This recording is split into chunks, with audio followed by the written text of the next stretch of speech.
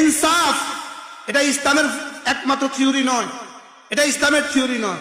ইসলাম ইসলামের মধ্যে ইনসাফ আছে, ইসলামের মধ্যে সাম্য আছে, ইসলামের মধ্যে কল্যাণ আছে, ইসলামের মধ্যে সব আছে। লেকিন ইনসাফ এটা আমেরিকার প্রোডাকশন। আমেরিকাতে ইনসাফ আছে, ইসলাম নাই। এই ইনসাফ দিয়ে জান্নাতি হবে না।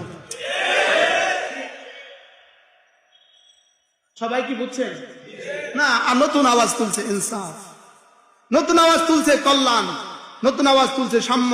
না না, নতুন শব্দের প্রয়োজন নাই। ইসলাম ইজ দা ইসলাম।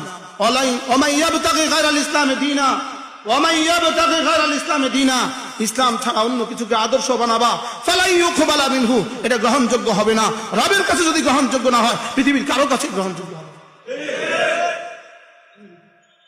কষ্ট হয়ে গেছে শব্দটা, কষ্ট পেয়েছেন?